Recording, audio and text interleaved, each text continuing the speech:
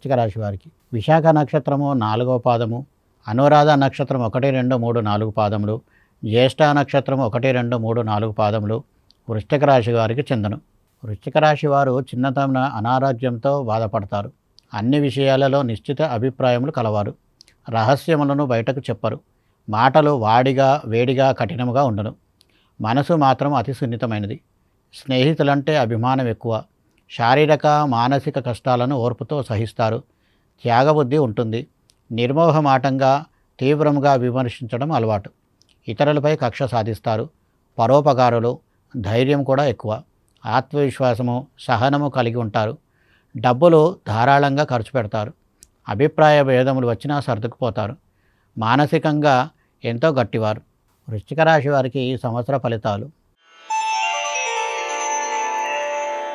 వీరికి గురువు 7వ స్థానమందు, రాహు 5వ స్థానమందు, కేతువు 11వ స్థానమందు, శని 4వ స్థానమందు సంచరించెదరు. శని రాహువుల వలన ప్రతి పనిలో ఆటంకాలు ఏర్పడతాయి. బంధుమిత్రులతో సఖ్యత లోపిస్తుంది. ఇంటా బయట నిలకడ ఉండదు. అనారోగ్యం ఇబ్బంది పెడుతుంది. జీర్ణకోశ వ్యాధులు, వృత్తి ఉద్యోగాలలో ఇబ్బందులు తలెత్తుతాయి. ధనాదాయంలో లోపం ఏర్పడుతుంది. ఖర్చులు పెరుగుతాయి. అనవసరమైన ప్రయాణాలు చేయాల్సి వస్తుంది.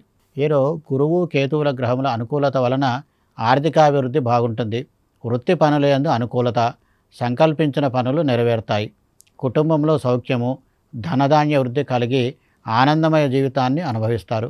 పుణ్యక్షేత్ర సందర్శన చేస్తారు. తలచిన పనులు నెరవేరుట, నూతన పరిచయాలు లాభసాటిగా ఉంటాయి. ఆధ్యాత్మిక కార్యక్రమముల యందు ఆసక్తి ఏర్పడుతుంది.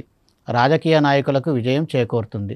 శని రాహు గ్రహములకు శాంతి, జప దాన హోమాలు, నవగ్రహ స్తోత్ర పారాయణము, ప్రతి శనివారము ఆంజనేయ స్వామి ఆలయ సందర్శన మంచి శుభ ఫలితాలను ఇస్తుంది.